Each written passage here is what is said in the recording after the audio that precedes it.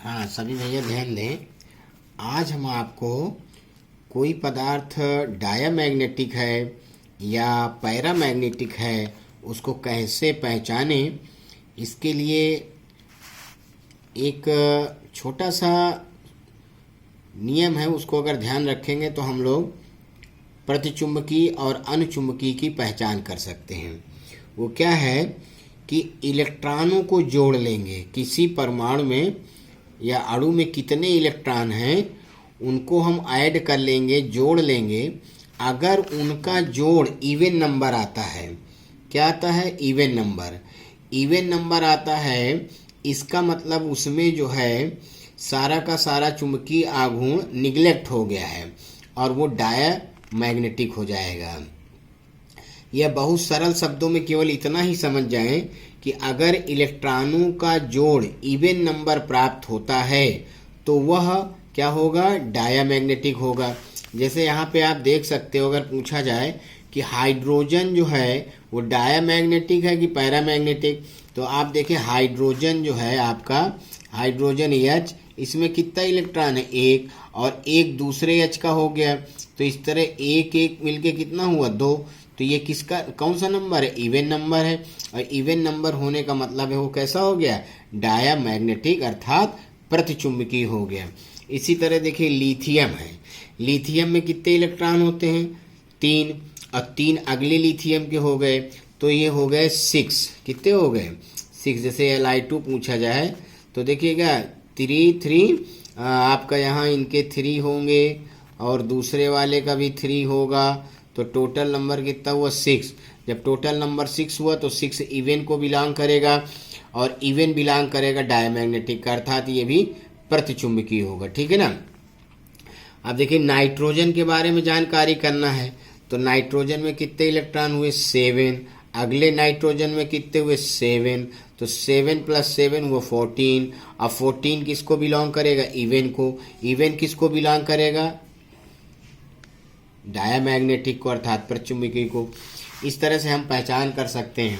अब आइए देखिए अनुचुंबकीय या पैरामैग्नेटिक की बात करें, तो देखिए यहाँ इलेक्ट्रॉन सम कर लीजिए। अगर ये ऑड आता है तो ये पैरामैग्नेटिक को बिलोंग करेगा।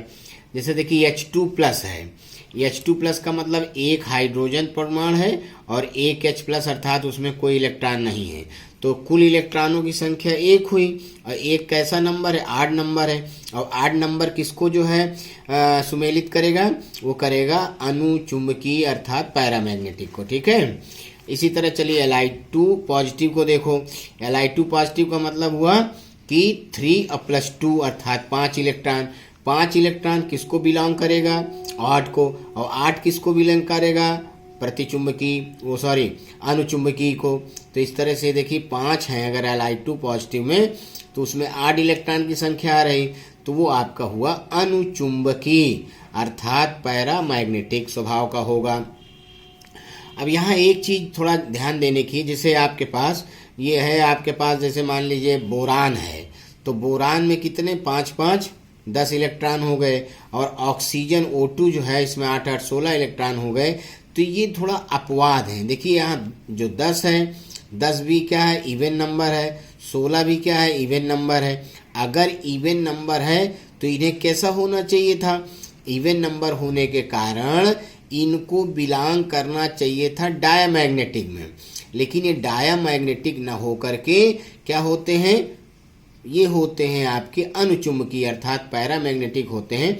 तो इस व्यवहार को हम वर्णन कर सकते हैं मॉलिक्यूलर ऑर्बिटल थ्योरी से, और सीधे से हम कह सकते हैं कि ये 10 और 16 वाले जो सम इलेक्ट्रॉन वाले हैं, जैसे बोरान है, ऑक्सीजन, ये जो है एक अपवाद के रूप में भी हम इनको याद कर सकते हैं। ठीक है ना।